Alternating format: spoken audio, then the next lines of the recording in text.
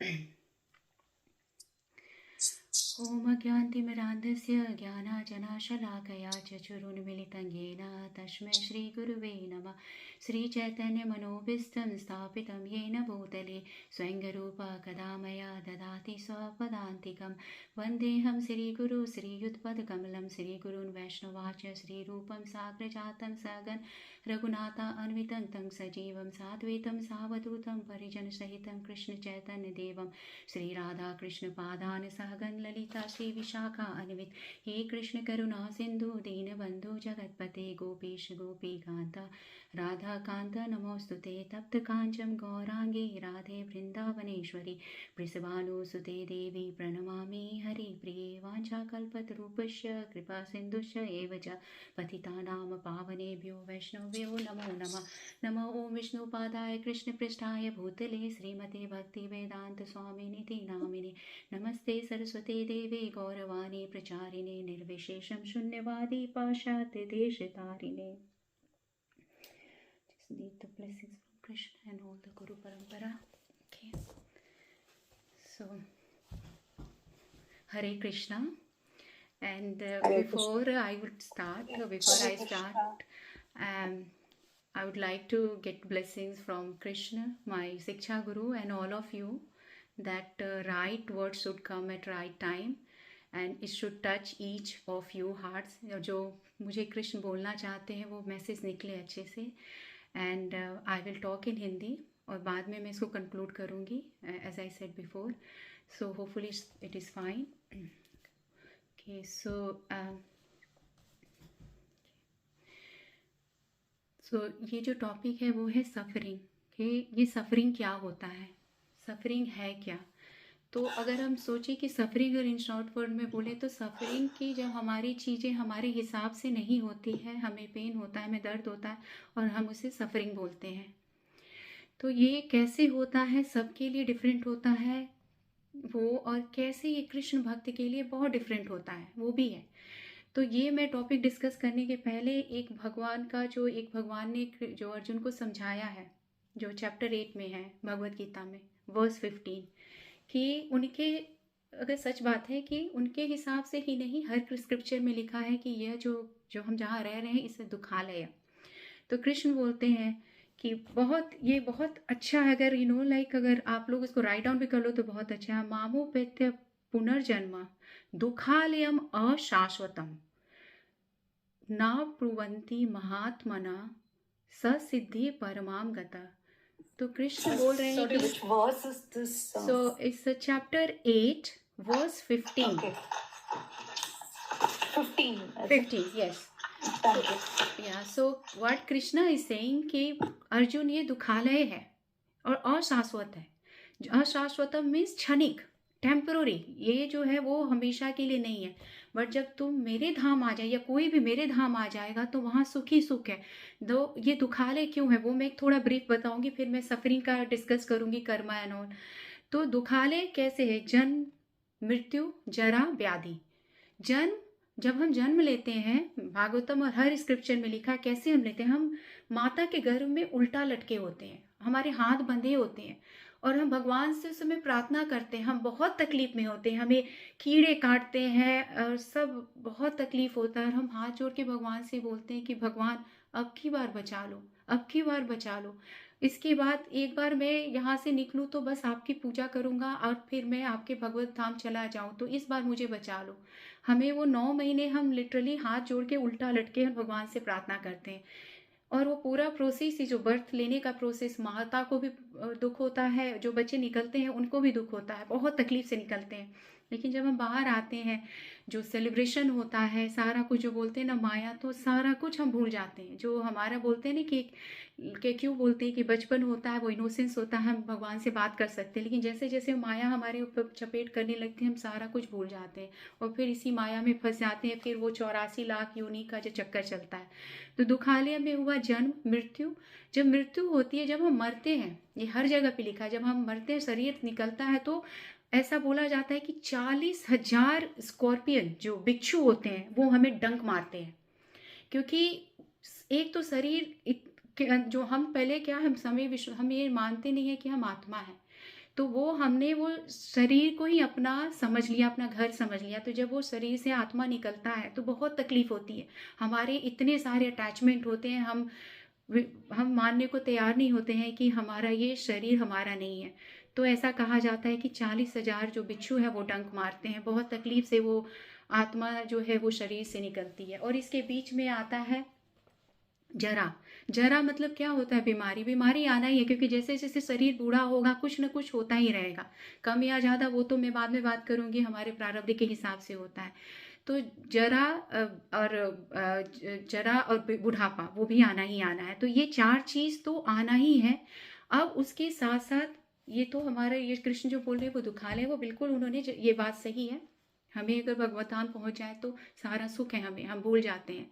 और इसके बीच में सफरिंग, और भी सफरिंग होती है जो हमारे कर्मों के हिसाब से होती है। ये तो चार चीज़ है, वो तो होना ही है सबको, हर मनुष्य जीवन को होना है। उसके साथ साथ हम देखते हैं कि कोई लोग की ज़िंदगी थोड़ी आसान होती है, किसी को बहुत ज़्यादा तकलीफ सहनी होती है। उसका भी एक मैं बताऊंगी बहुत सारी चीज़ें, और कैसे भक्त जो है वो सेल थ्रो कर लेते हैं, कृष्ण की भक्ति में रहते हैं, उनके लिए एक मस्टर्ड सीड्स हो जाता है, राई के समान हो जाता है।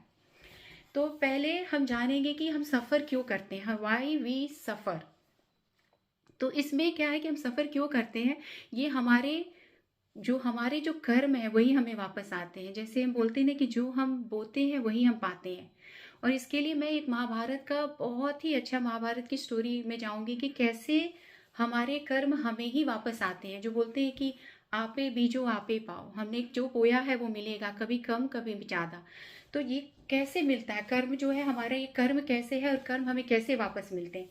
तो कर्म का एक मैंने बहुत सारे भागवतम में पढ़ा, भगवत गीता पढ़ा, और बहुत सारे मैंने लेक्चर सुने, उसमें कैसे कर्म होते हैं। एक होता है संचित कर्म, जो बहुत जन्मों के बाद फ्रुक्टिफाई होता है। कोई जो होता है कर्म, हमें उसका रिएक्शन, जो हम कर्म, जो हमारे सिचुएशन आते हैं उसमें जो हमने रिएक्शन किया, वो तुरंत उसका इमिडिएट हमें उसका फल मिल जाता है। ये वैसे ही है जैसे अब हमने बहुत सारे बीज बो दिए, कोई बीज का फल जो है बहुत जल्दी मिल जाता है, जो फसल आते हैं, और कोई को जो फसल आने में बहुत टाइम लगता है। वैसे ही हमारे कर्मों का हिसाब है। और कैसे होता है कर्म, क्यों इतना कभी लेट लगता है, कभी क्यों जल्दी आ जाता है, ये भी हम बात करेंगे, क्योंकि ये भी मैंने इस पे हम चर्चा करेंगे। तो अभी क्या है कि मैं महाभारत का स्टोरी इसलिए ले रही हूँ क्योंकि जो भी महाभारत में जो भी लोग थे, सब अपने प्रारब्ध, अपने संचित कर्मों के हिसाब से थे। चाहे वो द्रौपदी हो, द्रौपदी जिसे 5 पति मिला, उसके भी प्रारब्ध थे, उसके भी कर्म थे जो वो रिजल्ट मिले। चाहे पांडव है जो उन्होंने इतने सारे दुख भोगे, उनके भी प्रारब्ध थे। चाहे धृतराष्ट्र हो, धृतराष्ट्र जो है, उनके आंख क्यों अंधे हुए थे, वो क्यों आंख उनके उनके नहीं थे, वो क्यों अंधे थे, वो भी उनके प्रारब्ध थे। इसी तरह से है जो भीष्म पितामह, उन्होंने देखा जाए तो उन्होंने इतना सारा अपने उनके कर्म अच्छे रहे हैं देखा जाए तो, लेकिन उनको इतना कष्ट क्यों मिला, क्यों उनको मरते समय बाणों की सैया में सोना पड़ा। और मैं ये भीष्म पितामह का ही एग्जाम्पल लूंगी ताकि हमें समझ में आए कि कैसे कर्म हमें छोड़ते नहीं है। लेकिन इसमें एक और चीज़ है कि अगर हम अपने भगवान पे समर्पित रहते हैं, जैसे पांडवों के भी कर्म उनके वापस आए थे, संचित कर्म, जो बुरे या अच्छे जो भी हो, लेकिन जब बुरे दिन आए थे तो उन्होंने अपने आप को कृष्ण पे पूरा डिपेंडेंट कर दिया, तो उनके लिए मस्टर्ड सीड्स हो गया। तो मैं यहाँ पे बात करूंगी कि क्या भीष्म पितामह के बारे में, कि क्यों उन्हें इतना कष्ट सहना पड़ा, क्यों वो इतना तड़प के मरे। तो जब भीष्म पितामह मर रहे हैं, बाणों की सैया में मर रहे हैं, और कृष्ण और पांडव आते हैं उनसे मिलने के लिए, तो भीष्म पितामह पूछते हैं कि हे कृष्ण, मुझे पता नहीं चल रहा है कि मैंने इतना कष्ट क्यों सहा, मुझे इतना तड़प तड़प कर इतने दिनों से मैं अपने प्राण भी नहीं निकाल सकता हूँ, और बाणों की सैया में सो के मुझे अपने तकलीफ को सहना पड़ रहा है। तो मैंने अपने, मेरे पास दिव्य शक्ति है, मैं जाके अपने 50 जो जन्म है वो देख सकता हूँ, और मैंने 50 जन्मों में कोई बुरा किया ही नहीं है। तो प्रभु आप मुझे बताइए फिर मुझे इतनी तकलीफ क्यों है। तो कृष्ण मुस्कुराते हैं, कृष्ण बोलते हैं कि आप जो है पितामह, आप 50 जन्मों तक देख सकते हैं, मैं मिलियन जन्मों तक देख सकता हूँ। और मैं देख सकता हूँ कि जो आप 101 जन्म जो था आपका, उस समय आपने क्या अपराध किया था जो अभी आपको वो मिल रहा है। तो उस समय जब उनका 101 जो उनके पूर्व जन्म थे, वो जो एक 121वां जन्म था, उस समय वो एक राजकुमार थे और राजा थे। जब वो राजकुमार थे तो वो घुड़सवारी करके जो हॉर्स राइडिंग कर रहे थे और वो शिकार के लिए जा रहे थे। तो उनके घोड़े के सामने एक सांप आ गया। तो उन्होंने क्या किया कि वो सांप को, क्योंकि वो एक यंग एज का एक होता है ना, प्राइड या जो भी हो, उन्होंने उस पर अटेंशन पे किए बगैर उसको अपने जो बोलते हैं ना कि तलवार से उठाया और उस सांप को पीछे फेंक दिया। और वो सांप जो है, एक बबूल का कांटा जो था, बबूल का पेड़ था, वहां पे जाके गिर गया। अब वो गिर गया और वो बेचारा सांप निकलने की कितनी कोशिश करे उतना ही वो कांटों में फंसता जाए। तो वो तड़प तड़प के इतनी तकलीफ के साथ उसने प्राण त्याग किए। अब वो थे, अब क्वेश्चन ये आ सकता है कि क्यों नहीं फिर उन्हें तुरंत उसी समय उनका रिएक्शन मिला, क्यों नहीं उनको उसी समय जो पाप किए थे उसका पाप की सजा मिली। नहीं मिली इसलिए क्योंकि उनके पुण्य इतने भारी थे। यस शिखा, यस कौन। हमने आपने ये वाला जो बोला, इसमें मेरे को बस खाली एक क्वेश्चन है, क्योंकि सांप तड़प तड़प के मरा, क्या उसके प्रारब्ध, क्या उसके कर्म नहीं थे जिसकी वजह से वो वैसे मरा? उसके भी या होंगे, उसने बिल्कुल। लेकिन ये हाँ, ये क्वेश्चन बहुत अच्छा है। ये okay, go head, you just ask, तब मैं फिर बताती हूँ। हाँ, तो इसमें मेरे को जो समझ आया वो ये है कि यहाँ पे भीष्म पितामह के कर्मों का बंधन हुआ, प्लस सांप के कर्मों की निर्जरा हुई, क्योंकि उसने पुराने कर्म बांधे थे।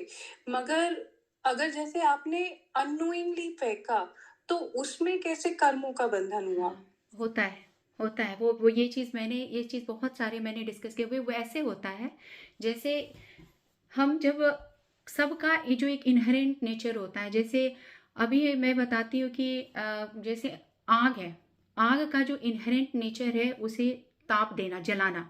अब वो नोइंगली या अनोइंगली एक छोटा बच्चा अगर जाके उसको छूता है तो उसका जलना स्वाभाविक है। कर्म भी वैसे ही है। कर्म जो है, जैसे जैसे हमने अननोइंगली या नोइंगली किए हैं तो उसके बंधन में हम बंधेंगे और वो कार्मिक रिएक्शन होता ही है। इसीलिए कहा जाता है कि जब हम जो भी चीज़ करते हैं हमें बहुत अटेंशन पे करना चाहिए। और ये नहीं था कि उन्होंने, वो चाहते तो थोड़ी देर रुक सकते थे, भीष्म पितामह थे उनके पास, वो रुक के सांप को उठा के वो साइड में रख सकते थे। उन्होंने उसको तलवार की नोक से उठाई, वो वहां भी कष्टदायक था। एक सांप को, एक जीव को तलवार की नोक से उठाना, वहीं पे वो गलत हो गए। उनके पास समय था, वो उठा के रख सकते थे। यहाँ पे एक नियत भी आती है, जो हमारा इंटेंशन क्या है। उनका इंटेंशन ये नहीं था कि उन्हें बचाना है, लेकिन कर्म जो है ना वो वैसे ही है। उसका इनहेरेंट नेचर है कि हम नोइंगली या अनोइंगली कर रहे हैं, हमारा नियत भी उसमें इंक्लूड होता है, अगर हमारा इंटेंशन अच्छा है। बिल्कुल, तो यही पूछना था, बिकॉज जैसे हम लोग भी यही वाली चीज पढ़ते हैं, तो इसमें हम लोग इंटेंशन पे कर्मों का बंधन मानते हैं। बिल्कुल, अगर अननोइंगली हो रहा है तो उसमें इंटेंशन नहीं है। इंटेंशन, तो हाँ, ये बात है। ठीक है, थैंक यू सो मच। जैसे शिक्षा में एक और बताती हूँ, जैसे हम किसी को बचा रहे हैं, पहाड़ी पे कोई गिर रहा है फॉर एग्जाम्पल, एक हम ऐसे हाइपोथेटिकल सोचते हैं, हमारा इंटेंशन है हमें उसे बचाना है, लेकिन जब कभी कभी ड्यूरिंग द प्रोसेस हम उसे बचाने की कोशिश करते हैं और हमारे पास इतना स्ट्रेंथ नहीं रहता है, हाथ से फिसल जाता है और अगर वो आदमी मर गया तो, लेकिन हमारी नीयत यहाँ काउंट होगी कि हमारा नीयत था उसे बचाना। वो एंड रिजल्ट तो उसके प्रारब्ध थे, लेकिन हमारी नीयत अच्छी थी कि हमने कोशिश की। तो यहाँ नियत की बात आती है कि नियत क्या है, वो बहुत इंपॉर्टेंट है। तो फिर वो कर्म का बंधन उस हिसाब से बनता है। Yes Madhushree, you go ahead. My question is, I am throwing away the sap. I'm trying to protect myself. Everybody has a right to protect themselves. If a snake comes to bite me, and then if I kill the snake, how can it be wrong karma? I'm protecting myself. That snake had come to bite me, isn't it? No, it wasn't. It was just like, it was roaming around. It was not doing anything, it was roaming around. अब जंगल में तो okay. you know, when you are roaming in jungle, what will you expect? You will see a share, you will see snakes. So snake, the snake, it was roaming around, harmless creature, like a harmless creature. लेकिन वो जो सामने आया तो he, because you know, when you are in so much pride and you just see everyone, you know, you look down others कि अरे ये कैसे मेरे रास्ते में मैं चल रहा हूँ like a king, and ये मुझे क्यों डिस्टर्ब कर रहा है. That snake's intention was not to disturb anyone. Okay. It was just roaming around in the jungle, in the forest. लेकिन वो जो इंटेंशन जो yes, I agree, no, like that is a separate talk we can discussion we can talk about later on. लेकिन यहाँ पे जो है वो snakes जा रहा था, you know, like he was like mind your own business sort of things की he was minding its own business.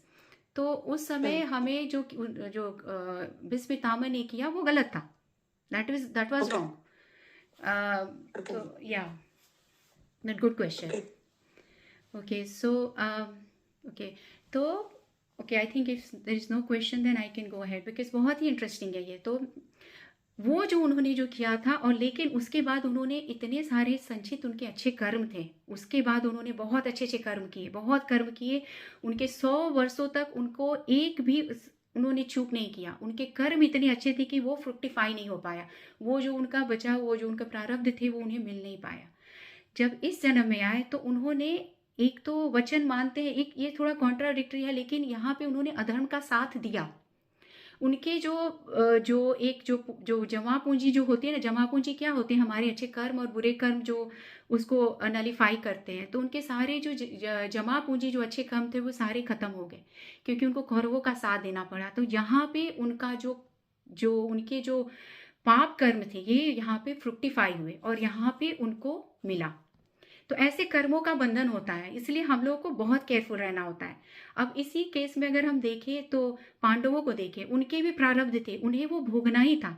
उन्हें जो 13 वर्ष मिला था, 12 वर्ष का वनवास और 1 साल की जो कि छुप के उन्हें रहना था, वो उन्हें करना ही था. लेकिन जब उनको वनवास मिला तो उन्हें वो महसूस ही नहीं हुआ. अभी ये भागवतम में एक है जो चैप्टर कौन सा, कैंटो 1 में है, चैप्टर 15 में है कि जब उन लोगों को एग्जाइल, जब उन लोगों को वनवास मिला था तो दुर्योधन को परेशानी होती थी. वो महल में भी खुश से नहीं रह पाता था क्योंकि पांडवों को कुछ पता ही, उनके टाइम बड़े बहुत ही बोलते हैं कि जॉयफुल बीत रहे थे. तो दुर्योधन को समझना है कि ये लोग इतने खुश क्यों हैं, क्योंकि खुश वो थे क्योंकि उनके साथ कृष्ण थे. इतनी सारी यातनाएं दी उसने, जगह जगह पे यातनाएं दी. उसने दुर्वासा मुनि को भेज दिया क्योंकि दुर्वासा मुनि का एक नेचर है ना कि अगर वो खुश होते हैं तो आशीर्वाद देते हैं, अगर वो गुस्सा हो गए तो वो इतना श्राप देते हैं कि कुछ कहने को नहीं.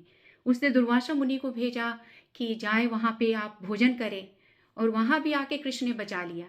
एक दाना जो द्रौपदी के पात्र में से एक दाना कृष्ण ने लिया और वो खाए, और वो खाने से सारे जो उनके जो दुर्वासा मुनि और 10,000 शिष्य सब तृप्त हो गए.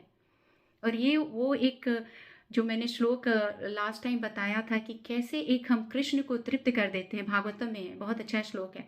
तो हम एक कृष्ण को तृप्त कर देते हैं तो सारे देवी देवता तृप्त हो जाते हैं. वैसे ही जैसे हम एक पेड़ के जड़ में पानी देते हैं तो सारी जो ब्रांचेज उसकी शाखाएं होती हैं सब में वो प्राण आ जाता है. वैसे ही कृष्ण है, एक दाना उन्होंने खाया और सब तृप्त हो गए. 10,000 उनके शिष्य सारे के सारे उनका पेट भर गया.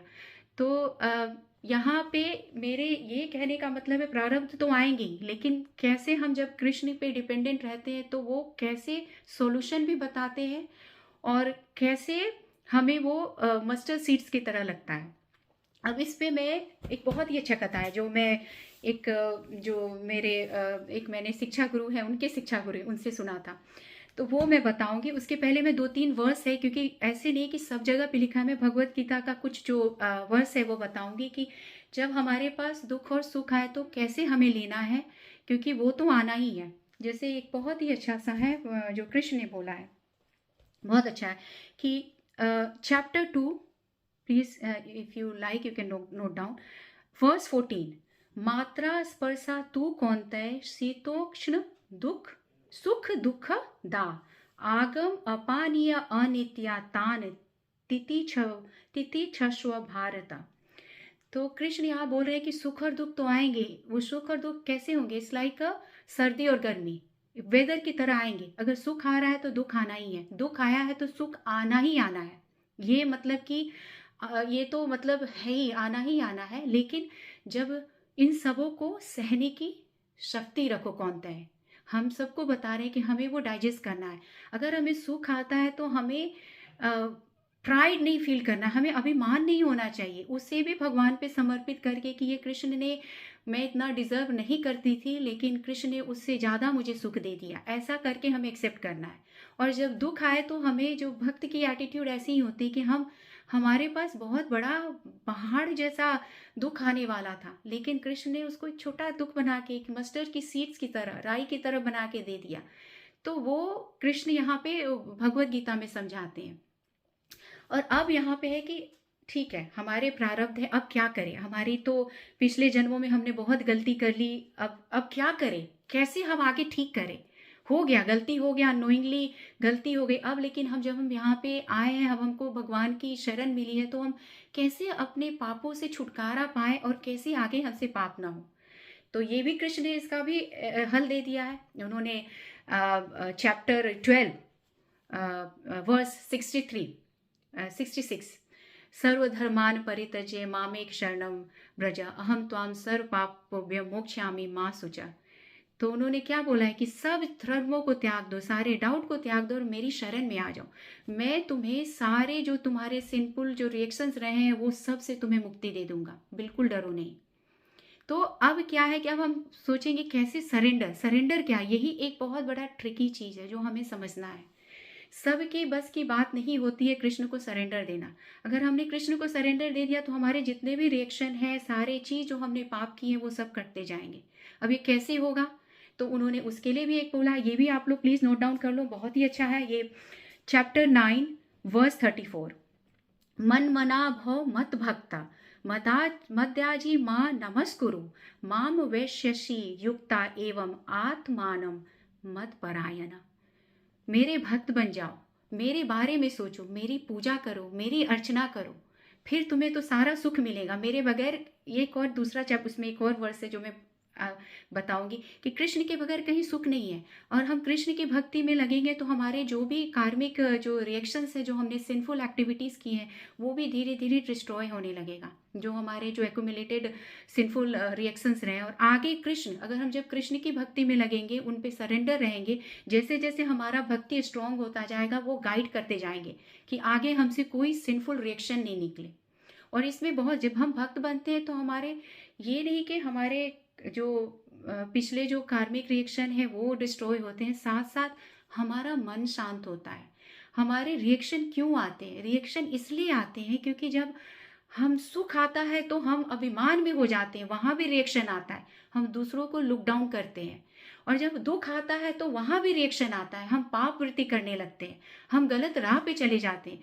तो हमारा रिएक्शन ना आए, इसके लिए भी हमें कृष्ण भावनामृत होना होगा। जब हम कृष्ण की शरण में जाएंगे तो हमारा मन शांत हो जाएगा। बोलते हैं बिना शांति के सुख कैसा? कृष्ण खुद बोले हैं कि जब तक मन में शांति नहीं आए सुख है ही नहीं। और मन शांत होता है तो सुख भी आता है और आगे भी सुख रहेगा, क्योंकि हमारा मन शांत है तो हम रिएक्शन उसी हिसाब से देंगे। बोलते रहे कि अभिमान में या जो हम बिविल्डर्ड हो जाते हैं, जब दुख में भी जो हम बिविल्डर्ड हो जाते हैं और बहुत सारे रॉन्ग डिसीजन लेते हैं, तो वहाँ पे हमारा रिएक्शन होता है और वहाँ पे हमारा वो विशियस साइकिल बनता जाता है। दुख के बाद दुख, या जो भी है वो एक विशियस साइकिल बन जाता है और हम वो कर्म से बाहर नहीं निकल पाते, वो पाप कर्म से बाहर नहीं निकल पाते हैं। तो ये भक्तों का एटीट्यूड होता है, भक्त की एटीट्यूड होता है। इसमें मैं एक बहुत ही अच्छी कथा है जो मैंने सुना है, जो मैं चाहूँगी शेयर करूँ कि कृष्ण की भक्ति में जुड़ने पे, अगर हमने कृष्ण पे सब कुछ छोड़ दिया तो हमारे प्रारब्ध जो है वो भी आएंगे, लेकिन उसका जो एंड रिजल्ट होगा वो बहुत ही अच्छा होगा। एक कथा है, पौराणिक कथा ही है कि एक राजा था, उसका परम मित्र था, एक बहुत मंत्री उसका बेस्ट फ्रेंड था। तो वो जहाँ भी जाए, जहाँ शिकार करने जाए तो मंत्री को साथ में लेके जाता था। और मंत्री कैसा था? मंत्री कृष्ण का बहुत बड़ा भक्त था, चाहे कुछ भी हो हर बात पे बोलता था भगवान जो कर रहे हैं बहुत अच्छा कर रहे हैं, भगवान की मर्जी, जो कर रहे हैं वो अच्छा कर रहे हैं। तो एक बार वो दोनों राजा शिकार खेलने गया था, तो वो कैसे मंत्री जो है वो रिफ्लेक्शन की तरह था, एक रिफ्लेक्शन सॉरी शैडो की तरह। वो शैडो की तरह राजा के साथ होते थे। तो एक बार राजा जब जंगल में गया था तो कुछ हुआ और उसके उंगली जो थी, जो उसकी जो लिटिल फिंगर है वो कट गई। अब वो दर्द से परेशान है और वो फिर राजा वो मंत्री को बोलता है कि अब इसमें क्या अच्छाई है, ये तो मेरी मेरी उंगली कट गई, छोटी उंगली कट गई। तो भी वो मंत्री बोलता है भगवान जो भी करते हैं अच्छा करते हैं। तो राजा को बहुत गुस्सा आता है। तो उस राजा ने बोला कि ऐसा कैसा हो सकता है, ये तो एकदम क्रूएल है, मेरे दुख पे भी इसको बोल रहा है कि भगवान अच्छा, कि इसमें क्या अच्छाई है। तो उसने उस मंत्री को कारागार में, जेल में बंद कर दिया। बहुत ही अच्छी कथा है कि कैसे भगवान पे समर्पित है, जैसे कैसे भगवान हमारे प्रारब्ध की सजा भी देते हैं लेकिन रिजल्ट इतना अच्छा मिल जाता है। तो वो वहाँ कारागार में पड़ गया। अब मंत्री इतने अच्छे, मतलब थोड़े अच्छी तरीके से रहने वाला एकदम से कारागार में आ गया, तो वो भी उसके प्रारब्ध थे। लेकिन कैसे होता है भगवान पे डिपेंडेंसी का नतीजा। वो वहाँ पे भगवान की पूजा करता था, ऐसे ऐसे करके उसने महीनों निकाल लिए। तो एक दिन राजा जो है फिर शिकार करने गया। अब शिकार खेलने गया, मंत्री तो था थे नहीं साथ में, तो सारे सैनिक छूट गए। अब वो पहुंच गया, वो जंगल में गुम हो गया। अब जंगल में जब गुम हो गया तो वहाँ पे भील जो थे, आदिवासी भील, उसे पकड़ के ले गए। अब लेके अपने राजा के पास लेके गए और उसे बोले, तो जो भीलों का राजा था बोला इसकी बलि चढ़ा दो। तो सब लोग उसको, राजा को ले गए। राजा बोल रहा है मैं राजा हूँ, मुझे छोड़ो। सब हंस रहे थे। फिर उसको वॉश करने लगे। जब वॉश किया तो देखा कि उसकी उंगली एक कटी हुई है।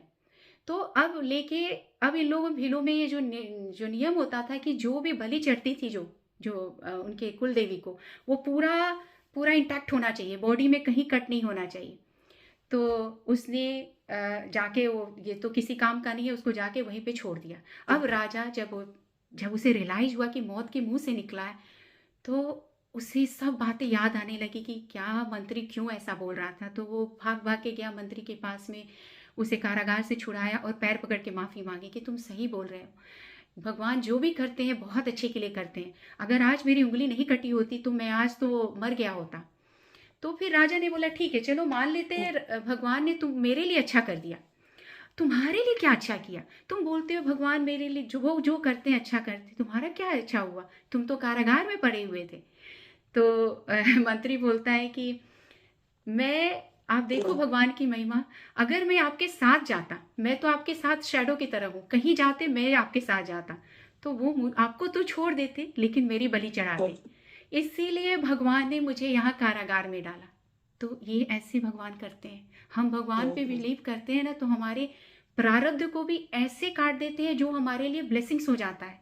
हमें बस उनको विश्वास रखना है कि जो भी कर रहे हैं हमें बस उसको डाइजेस्ट करके उसमें उनकी महिमा देखनी है कि जो भी था इन्होंने हमारी अच्छाई के लिए कुछ अच्छा सीखने के लिए किया है, इसमें कुछ अच्छाई है, कृष्ण कुछ अच्छा कर रहे हैं, जो कर रहे हैं वो बहुत अच्छा कर रहे हैं। बस उसको सह के निकाल देना है भगवान के पास और उनकी पूजा करनी है और उनको चैंटिंग करना है कि भगवान आपने तो बड़ा चीज़ जो था, बड़ा एक चीज़ जो बड़ा मुझे विपत्ति मिलने वाला था, उसको आपने छोटा करके दे दिया।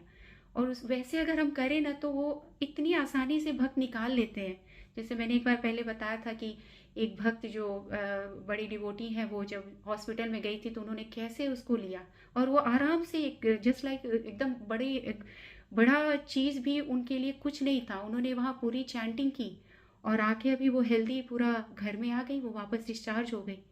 लेकिन अगर कोई नॉन डिवोटी होता तो हमेशा कंप्लेन करता, वो टाइम भी वेस्ट करता और कार्मिक रिएक्शन भी और बनता जाता, फिर वो विशियस साइकिल बनता जाता, फिर पता नहीं कितने कितने जन्म और कितने लेने पड़ते उस कार्मिक जो सिंफुल एक्ट हम करते। तो ये हमको, ये चीज़ बड़ी अच्छी चीज़ है, जो सफरिंग आएगी, लाइक सुख और दुख आएगा, जस्ट लाइक जो विंटर और समर होता है, भगवान ने एकदम क्लियर बोला है। जब दुख आ रहा है तो समझ लो सुख आना ही है, लेकिन अगर हम उसको सहने की शक्ति कर डाल लें, जैसे कछुए की तरह। इसमें भी एक बहुत अच्छा, ये भी verse you can note down, जो चैप्टर 2 वर्स 58 है, कि हम कैसे कछुए की तरह, जो कछुआ कैसे होता है जब उसके सिचुएशन सही नहीं होते तो अपने आप को शेल के अंदर पूरा सिकोड़ के घुसा लेता है, just it went inside it cell, तो वो शेल में चला जाता है। तो वैसे ही भगवान बताते हैं, ऐसे हम लोग को भी सीखना चाहिए कि हमें अपने सेंसेस को कंट्रोल में रखना है, कि जो भी है कृष्ण ने दिया है सुख आ रहा है तो उन्होंने, मैं इतना डिजर्व नहीं करती थी फिर भी उन्होंने इतना सुख दे दिया। दुख आया है तो इतना बड़ा दुख था, भगवान ने इसको एकदम छोटा करके दे दिया। और दिस इज़ हाउ जो डिवोटी होते हैं वो आराम से एकदम, जो बोलते हैं ना कि स्मूथली सेल कर लेते हैं। बड़े बड़े जो दुखों का सागर भी होता है उनके लिए एक ड्रॉप की तरह हो जाता है।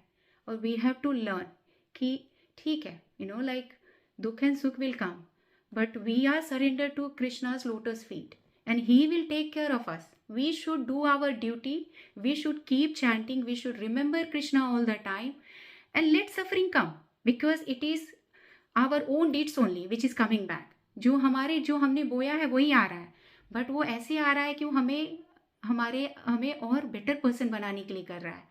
नॉट कि अब यही चीज़ है ना, जैसे हम बोले कि अगर हम नॉन डिवोटी हो तो शायद हम कहीं मंदिरालय में कहीं नेगेटिव जगह पे चले गए, कहीं और चले गए, कुछ और कर रहे हैं और वो विशेष साइकिल बनता जाएगा, फिर हम वहाँ से निकल ही नहीं पाएंगे। तो हम बहुत फॉर्चुनेट है, वी ऑल जो भी कृष्ण की शरण में है या कृष्ण की भक्ति कर रहे हैं, वी आर वेरी फॉर्चुनेट कि कृष्ण जो है हमें प्रोटेक्ट कर रहे हैं and he is guiding us. We have to look for sign और ऑलवेज विदाउट एनी कंप्लेन। जो सफरिंग आ रहे हैं ये हमारे कर्मों के हिसाब है, हमारे कर्म है, but because Krishna is around just like Pandava और जस्ट लाइक भक्त प्रहलाद, वो he will protect, he will take care of us and this should be the attitude of devotees and hence devotee never suffers. Suffer is in all in our mind, सारे हमारे mind में ही है। जैसे बोलते हैं कि glass होता है, ग्लास का पानी आधा भरा है तो हम दो तरीके से देख सकते हैं। हम देख सकते हैं ग्लास में पानी है, दूसरे लोग देखेंगे कि ग्लास में आधा खाली है, खाली पानी। जब कृष्ण के भक्त होते हैं वो ये देखते हैं कि अच्छा ये ग्लास में पानी तो है, आधा भरा हुआ है। लेकिन जो नॉन डिवोटी होंगे वो कंप्लेन करेंगे कि अच्छा ये तो खाली है, आधा खाली है। तो इस तरह से हमारे जो हमारा कॉन्शियसनेस होता है वो बिल्कुल चेंज हो जाता है and everything we see very positively with calm and compose mind, एक पीस आ जाता है। तो हमारे जो आते हैं, हमारे जो सफरिंग आते हैं वो हम सफरिंग की तरह नहीं देखते हैं। वी लुक दो सफरिंग्स एज ए अपॉर्चुनिटी कि अब ये अपॉर्चुनिटी है, यहाँ कृष्ण कुछ करने के लिए बोल रहे हैं, शायद चैंटिंग ज़्यादा करनी है, शायद मुझे ये चीज़ नहीं किया था वो करना है। तो we always as a devotee we look any suffering as opportunity. तो आई थिंक ये मेरा सफरिंग का ये बहुत ही अच्छा था। तो मैं थोड़ा कंक्लूड यही करूँगी कि suffering is bound to come, just like season, वो आएगा ही आएगा। बट हमें क्या करना है कि जो मिजरी और हैप्पीनेस जो भी आ रहा है हमको उसको डाइजेस्ट करना है, बस बोलते जाना है कि no Krishna is giving. Krishna जो होते हैं वो कभी गलत होंगे नहीं। कि एक और मैं ये शब्द, when you read Bhagavatam you will see कि कृष्ण को बोला गया है, एक बहुत अच्छा है, अनुमंता। अनुमंता मीन्स सैंक्शनर और उपदृष्टा मीन्स सुपरवाइजर। तो जो भी हमें मिल रहे हैं ना वो कृष्ण से सैंक्शन होके ही आ रहे हैं। अब भगवान कृष्ण वो सैंक्शन कर रहे हैं, वो भगवान माता पिता है, वो कभी ऐसा दे ही नहीं सकते जो कि हम सहन नहीं कर पाए, और ऐसा ही देंगे जिसमें हम और बेटर होते जाएंगे, वो हमारे लिए अपॉर्चुनिटी होगी। अगर हम कृष्ण के पे सरेंडर है तो any suffering will be an opportunity for us to grow. ये कृष्ण का होता है, वो छोटा करके देंगे, वो मस्टर्ड सीड्स जैसा फील करवाएंगे, वो पता ही नहीं चलेगा कि कुछ हमें पेन हो रहा है। और शायद अगर कोई नॉन डिवोटी देखे तो उसके लिए बहुत पेनफुल सिचुएशन होगा, लेकिन जब जो डिवोटी होते हैं कृष्ण के, उससे वो पेन फील ही नहीं होगा, guarantee, because Krishna will be with us, he will never let us feel that pain. वो पेन ही नहीं है तो फिर सफरिंग क्या है? वो तो देखने का नज़रिया चेंज हो जाता है। पेन हम फील करते हैं क्योंकि हमारा नज़रिया वैसा होता है कि ये चीज़ हमारे हिसाब से नहीं हुई तो we feel pain. But when we are in Krishna consciousness, we are surrender to Krishna's lotus feet, we will see as Krishna's mercy. फिर हमें लगे अब कृष्णा की मर्सी है तो ये गलत हो ही नहीं सकता है। वो बोलते हैं ना कि अनुमंता वो है, सैंक्शनर वो है, तो उन्होंने सैंक्शन किया है तो वो गलत होंगे ही नहीं। तो this is how we have to take suffering, because suffering is all our state of mind, but when we are in Krishna's, we are surrendered to Krishna's lotus feet, we won't feel that suffering at all. तो this is how I concluded after reading Bhagavad Gita, और बहुत सारे मैंने भागवतम से भी या कुछ मैंने जो लेक्चर सुने कुछ आचार्य लोगों के, तो सब जगह पे यही है कि ये आते रहेंगे सफरिंग, बट अगर हम भगवान पे आश्रित हैं तो हमें वो फील कभी नहीं होगा, बिल्कुल फील नहीं होगा। और आगे हमें कोई कर्म बंधन भी नहीं होंगे, हमारे आगे के भी सिन जो है वो डिस्ट्रॉय होते जाएंगे। तो ये है। So now I think I can